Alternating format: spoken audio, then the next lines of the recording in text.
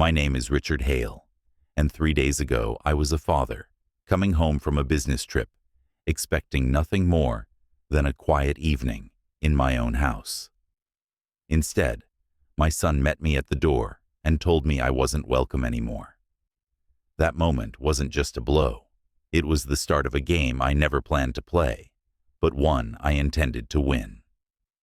If you enjoyed this story, don't forget to like, share, subscribe, and comment your thoughts below. Type 1. If you resonate with this story, you're no longer welcome here. Evan's voice sliced through the winter air, every word dropping like a gavel's strike. The chill didn't come only from the wind. It was in the way he stood blocking the doorway, as though this house, Richard's house, had never belonged to anyone else. 3 days earlier, Richard had driven away from this same front porch, leaving behind a home quiet enough to mask its undercurrents. He had caught a morning flight to Boston for a client meeting, his mind filled with quarterly forecasts and bond performance. The last look he gave the estate was casual, without suspicion. Now the scene had rearranged itself into something unrecognizable. It was late afternoon, at the tail end of November 2023. The wind slipped through rows of skeletal maples along the driveway, whistling through the last brittle leaves that clung stubbornly to branches. The white colonial house, Hale Estate, loomed ahead. 2 stories of symmetry and history, yet today, its windows reflected nothing but a pale, indifferent sky. Thanksgiving wreaths still hung on the porch columns, but their colors seemed dulled, as if even the holiday spirit had been warned to stay quiet. Richard eased his sedan to a stop on the gravel, the crunch under the tires, oddly loud in the silence. He stepped out, closing the door with measured calm, his leather overnight bag gripped in one gloved hand. The cold bit at his cheeks, but he barely noticed. His eyes were fixed on the front door. He took 2 steps forward before the latch clicked. The door swung open, and Evan appeared. 32 tall, fit a man who had once been eager to learn from his father, now standing as a gatekeeper with the air of an owner. His jaw was set, his gaze unwavering. Behind him, shadows stretched along the hallway, like bars in a cage. "You're no longer welcome here," Evan said again, slower this time, as though savoring the authority in the words. Richard stopped a few paces away, tilting his head slightly. "Is there a reason for this?" he asked evenly, "or are we skipping straight to exile?" Evan's answer was vague, as if deliberately avoiding the truth. "Things have changed. It's better if you leave." From the half-dark inside, Melissa stepped into partial view. She wore a cashmere wrap, her arms crossed loosely, but her eyes were sharp. A faint smirk tugged at the corner of her mouth. Not the expression of someone caught in an awkward moment, but of someone enjoying it. She didn't bother to speak. Richard let his gaze drift, scanning details the way other men might scan a balance sheet. A black SUV sat by the porch, unfamiliar, its engine cold, but its position telling, parked like it belonged. The doorframe looked newly replaced. The wood's sheen didn't match the rest of the porch. Inside, just past Evan's shoulder, a black file box leaned against the wall. The label was turned away, but the edges of manila folders peeked through the slightly ajar lid. None of these observations registered on Richard's face. He gave a small nod, the kind that neither agreed nor conceded. He adjusted the strap of his bag and turned back toward the driveway. The wind pushed at him, but his stride was steady, shoulders squared. To anyone watching it, might have looked like resignation. It wasn't. At the car, he opened the door and sat in the driver's seat without starting the engine. The bag lay on the passenger side untouched. He stared ahead for a long moment, the reflection of the house visible in the rearview mirror. Not a flicker of doubt crossed his eyes, only calculation. He took out his phone thumb, scrolling through contacts until he stopped on a name. Bringing it to his ear, he spoke in the same level tone he'd used in boardrooms. Dan, you once told me there'd come a day I'd need you. That day's here. On the other end, Daniel Brooks answered without pause. Don't let them know you still care about the house. Let them think they've won. Want to win. First, you need to know what board you're playing on, and which pieces are truly yours. Richard repeated the thought in his head as the fog curled around his windshield, swallowing the morning streets. The heater in his sedan hummed, but it couldn't cut the damp chill creeping in through the edges of his mind. He wasn't thinking about comfort. He was thinking about the black file box, the replaced door frame, and the fact that Evan had spoken as if he owned the house outright. The drive to Daniel Brooks's office was muscle memory. They had spent years in and out of that address when Daniel still practiced law. Now the firm was gone, replaced by a quiet one-man space where the air felt like the inside of a locked strategy room. Richard pushed the door open to find Daniel, exactly as he remembered. Silver hair combed back, reading glasses low on his nose, a mug of coffee beside a worn wooden desk. Behind him, tall bookshelves sagged under the weight of legal texts that had seen more battles than most courtrooms. You made good time, Daniel said, leaning back in his chair. Tell me what happened. Richard gave the bare bones of it the way a soldier gives a battle report. The trip to Boston, the unexpected reception, Evan's vague dismissal, Melissa's look, and most of all, the black file box in the hall. Daniel's brow furrowed. He flipped open a laptop that looked as though it had been kept alive on stubbornness alone. Fingers still precise, he navigated through public property records, his eyes narrowing as the data unfolded. 7 years ago, he murmured, you moved the estate into a QPRT qualified personal residence trust. I remember, Richard said. Estate planning, tax efficiency. Exactly, Daniel replied, which means neither you nor Evan can transfer or sell it without meeting the trust's terms. But his voice trailed off as he clicked deeper. If he can claim you were mentally incapacitated when you set it up, he could challenge it in court. Richard didn't flinch. He'd have to prove it. Daniel closed the laptop for a moment, steepling his fingers. Evan's desperate. I've been keeping an ear to the ground. He's $200,000 in the hole from that green tech venture last year. Melissa's been nudging him toward using the house as collateral. The words slid into the room like a blade. Richard pictured the black SUV in the driveway, the smug certainty in Melissa's eyes. Pressure points were becoming visible. Then we take inventory of our pieces, Richard said evenly. Daniel opened the laptop again, scrolling through contacts this time. There's one person who can give us the original filings, including any handwritten notes from the day you signed. Karen Miles. She lives next door to you. Used to be a court clerk. She knows the record system better than anyone still on the payroll. Richard allowed himself the faintest nod. And she still owes me a favor. Daniel picked up his phone, dialing without hesitation. The ring barely lasted 2 beats before a brisk female voice answered. This is Karen. Karen, it's Dan Brooks, he said. I need a quick check Richard's house original trust documents. Can you, Karen, cut him off? I just saw Evan at the land registry office this morning. Looks like he's already making his move. Every plan has a weakness. If you know where to look, you'll see it exposed.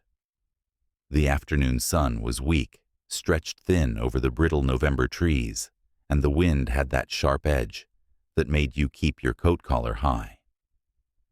Richard parked in front of Karen Miles's small white house, its shutters neat, its lawn swept clean of fallen leaves. On the outside, it looked like any other suburban home. Inside, it was a different story entirely. Karen answered the door in a gray sweater, glasses perched halfway down her nose. She stepped aside without a word, ushering him into a living room that smelled faintly of paper and coffee. Along the walls, filing cabinets and stacked banker's boxes took the place of art or photographs. Richard got straight to it. In the hallway at my place, I saw a black file box. I think it's important. Karen's eyes sharpened immediately. Describe it. Matte black lockable lid about this wide, he said, holding his hands apart. Looked too deliberate to be random clutter. She crossed to a low cabinet, pulled out a folder of her own, and flipped it open. Could be a copy set, or foreclosure papers, or, if Melissa's involved, maybe a duplicate trust packet with alterations. People like her love props that look official. Richard nodded once. You can get me the originals. Karen smiled faintly, the kind of smile that said she'd been waiting for this sort of puzzle. She moved into what looked like a study, sat down at an ancient desktop computer, and began typing with precise, practiced keystrokes. Minutes later, she slid a printed document across the desk toward him. This, she said. Tapping the page is an auxiliary agreement tied to your QPRT. See this. Her finger pointed to the bottom margin. No valid witness signature. That means it's legally void. If Evan tries to lean on this, any court would toss it. Richard studied the sheet. Unless he fixes the signature. Karen's eyes lifted to his. Exactly. And if he brings a falsified version to the table, especially in front of people, it'll be harder to dismantle the narrative on the spot. You'd need time for forensics, time you wouldn't have in a family meeting ambush. The scenario wasn't far-fetched. Evan wasn't above spectacle. Melissa would script it for maximum damage. Karen hesitated before adding, There's more. I ran into Melissa at the market yesterday. She asked about you casually, like she was just making conversation. But her eyes were calculating. I played it neutral, told her I hadn't seen you much lately, but she was fishing. Richard leaned back in the chair, letting the information settle. Melissa's reach was extending further than he'd guessed. That meant his allies were already being mapped. She's sharp, Karen continued, and she's dangerous when she thinks she's ahead. If she suspects I'm working with you, she'll try to cut me out of the loop before anything happens. That won't happen, Richard said simply. Karen's gaze shifted to a stack of red-labeled folders by the window. She reached for one and opened it, revealing more scanned records. I've seen this kind of maneuver before, and if my hunch is right, Evan will roll out a forged version of this auxiliary agreement at your family meeting next week. He'll count on the shock to keep you from reacting on the record. Richard could already picture the setup, Evan sliding the document across a polished dining table, Melissa's eyebrows raised in feigned sympathy, and the rest of the room leaning toward the drama. Karen shut the folder, her voice calm, but deliberate. If I'm right, they'll do it right in front of everyone, so you won't be able to respond. You don't have to rob the king. Just let him miscount his own gold. 2 days before the so-called family meeting, Richard sat at the small oak table in his rented apartment. The blinds were drawn, the coffee had gone cold, and the air was tight, with the kind of silence that comes when every move is calculated. Daniel Brooks sat opposite, reading a document under a magnifying glass, his brow furrowed. This came in yesterday, Daniel said, sliding the paper across the table. Anonymous drop. Supposedly your signature. Richard studied the page. It was the auxiliary agreement Karen had uncovered, only now it bore his name, in bold, perfect cursive. Perfect. Almost too perfect. The pen pressure was right. The flow matched his natural hand. But the date was wrong. They're good, Daniel admitted. Most people wouldn't see it. But I know you sign your R with a sharper downstroke when you're in a hurry. This one, They tried to imitate your patient hand. Overconfident, Richard leaned back, eyes narrowing. Enough for a court to question, enough for an expert to tear apart. Within the hour, they were in the office of James Coates, a forensic document examiner, whose walls were lined with framed certificates and shelves of reference binders. He held the forged page under specialized light, then overlaid it with high-resolution scans of Richard's verified signatures. Whoever did this used a traceover technique, Coates said. Likely projected your genuine signature onto the paper, then inked it by hand. That leaves micro-tremors invisible to the naked eye, but obvious under magnification. He printed a certification sheet and stamped it with a red seal. This is as solid as it gets. If they present this in any formal capacity, you'll have them. Back at the apartment, Karen arrived carrying a different set of papers, minutes from past trustee meetings. I dug into the trust rules, she said, spreading them out. Evan needs 2/3 of the trustees to approve any transfer. As of last quarter, he's short by 1 vote. Daniel's expression didn't change, but his grip on the papers tightened. That explains the push. He's trying to create inevitability wave, the fake doc, sway the last holdout before anyone checks the details. Karen's lips pressed into a line. He nearly got there this morning. I intercepted an email from one of the swing trustees. He was leaning toward Evan after a phone call. I sent him the legal summary on the QPRT terms. He's reconsidering. The close call left no one at the table under any illusion. Evan was not just bold, he was methodical, and his window for action was closing. That made him dangerous. Richard looked at the forged page again, then at the trust minutes, and finally at a clean set of documents Daniel had prepared. We end this now. The plan had been simmering in his head since Boston, but the timing wasn't right until now. In slow, deliberate strokes, he signed the official transfer of the Hale Estates management into the Hale Community Foundation, a charitable trust with its own bylaws. Under its charter, any family member had to be actively engaged in community service to access the property or its value. No one could override it without unanimous board approval, an impossibility with Richard as lifetime chair. Daniel reviewed the pages one last time, then notarized them. Filed electronically effective immediately. The house is no longer a direct family asset. For the first time in days, Richard allowed himself the smallest breath of relief. The board, the fake agreement, the swing votes, it was all noise now. The property was locked beyond their reach, shielded by a layer of purpose they would never support, because it required actual work. Karen smirked.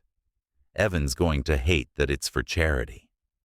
Daniel closed the file and let out a low chuckle. Now he said, leaning back in his chair, we just give them enough time to declare their own trap and watch them walk straight into it. They think this is a family meeting. I know it's a trial without a judge.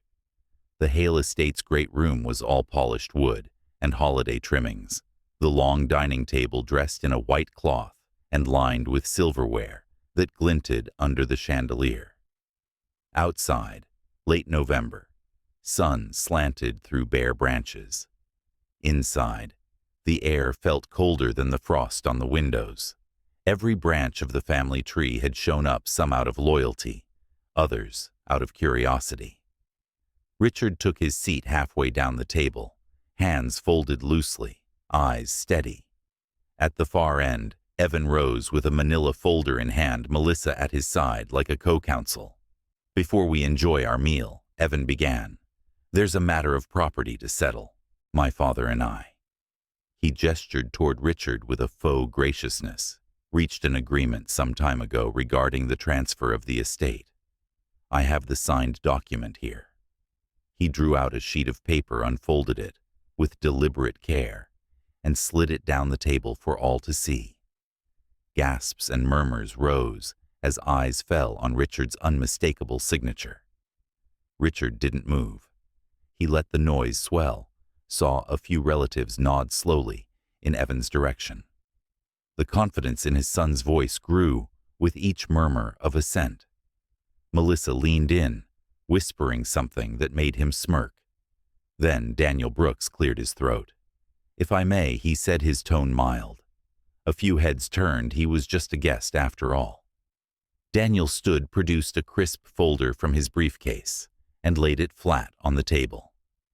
"This," he said. Tapping the top page, is a certified forensic report on the document you've just seen. It states conclusively that the signature was forged, traced over a genuine exemplar, with micro-tremors and date inconsistencies that are, to put it mildly, damning. The room stilled. Daniel turned another page. And here, minutes from the Hale Family Trust. As of last quarter, no transfer could occur without 2/3 trustee approval. That vote never happened. Melissa's color drained. Evan's jaw tightened. Richard chose that moment to speak, his voice calm, but carrying to the far end of the table. "Even if what you held was valid, which it isn't, it wouldn't matter. As of 2 days ago, the estate is no longer part of the family trust. It belongs to the Hale Community Foundation, managed by a board whose charter requires community service for any benefit. That includes me. That includes all of you. The property is now beyond the reach of any personal claim." He slid a second set of documents forward, the foundation charter stamped and sealed. "This isn't a home to be fought over. It's a resource for the people who actually need it." Silence stretched, broken only by the sound of Melissa's fingernails tapping the table. Evan's eyes darted from the forged paper to the certified report to the charter that had just shut every door he'd been trying to pry open. At the far end, Daniel gathered the forged page with precise care, slipped it into a plastic evidence sleeve, and zipped it into his case. "This," he said softly, "will be useful." Before Evan could speak, a firm knock sounded from the entryway. 2 plainclothes officers stepped inside, scanning the room until their eyes locked on him. "Evan Hale," the taller one said, "we need you to come with us to answer some questions." Every head turned. Evan froze Melissa's hand, gripping his arm, but the officers were already moving their tone, making it clear this wasn't a request. There are doors that once closed will never open for the same footsteps again. 1 week had passed since the so-called family meeting. The storm had broken and the waves had receded, but the coastline they left behind was changed forever. Richard stood on the front steps of what was once the Hale estate. The colonial white facade was the same, but the brass nameplate beside the door now read, "The Hale Community Center." Warm light spilled from the windows. The air carried the sound of quiet conversation and the faint laughter of children. Inside the great room no longer had a dining table set for 12. It held rows of chairs and a low platform where a community volunteer was leading a financial literacy class. The library that once held generations of Hale family ledgers now offered shelves of novels, history books, and picture stories for small hands.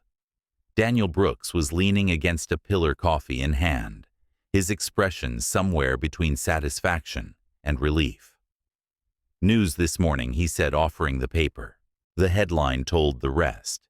"Hale couple withdraws, legal claim to avoid prosecution." Evan and Melissa signed a full non-dispute agreement. Daniel continued. "Charges are suspended, but their reputations burned. Evan's credit is ruined. The investors he courted have walked. Melissa's job offer evaporated the moment her name hit the news." Richard didn't smile. He simply nodded, the acknowledgement of a chess player seeing a game concluded exactly as planned. Karen Miles appeared at his shoulder, her eyes bright. "Ready for the tour?" she asked. He led her through the halls. "This room," he said, pausing by a sunny corner with floor cushions, is now the reading nook for after-school programs. And here, he gestured toward the back garden. Visible through French doors, we're building a small playground. Swings, slides. Open to anyone who needs a safe place to be. Halfway down the hall, an elderly neighbor paused to squeeze Richard's hand. "You gave this place back to us," she said. "That means more than you know." He thanked her and moved on, the praise sliding off him like rain on stone. At the library door, he stopped gazing through the glass at the garden beyond. Once he'd stood at that same window, watching a boy of 8 kick a ball across the grass, laughing as if the whole world were his. The memory flickered, then faded. His eyes were steady again. No bitterness, no longing, just the cool acceptance of a man who had taken every blow, redirected it, and ended the match on his terms. "If you'd valued it," he murmured to the empty air, "things could have been different. But now, it's too late." The doorbell rang. Richard turned, crossing the foyer. On the step stood a boy of about 10, cheeks flushed from the cold, a smudge of dirt across his nose. He clutched a worn paperback to his chest. "Sir, can I read in here?" the boy asked, almost whispering. Richard's expression softened. He stepped aside, holding the door wide. "This is the house for everyone," he said. Then his voice turned to steel, a final edge of truth only he understood. "Everyone except one." The boy slipped past him into the warmth. Outside, the wind stirred the bare branches, but inside the Hale Community Center thrummed with quiet life. And Richard, standing in the doorway, knew that the only doors that mattered now were the ones he chose to keep open. The Hale estate no longer belonged to bloodlines or entitlement. It belonged to purpose. Richard had turned what was once a symbol of family greed into a living testament to foresight and resolve. Justice, he proved, wasn't about revenge. It was about ensuring the wrong hands could never hold power again. And perhaps that was the quietest, sharpest victory of all, closing a door, not in anger, but in certainty it would never reopen.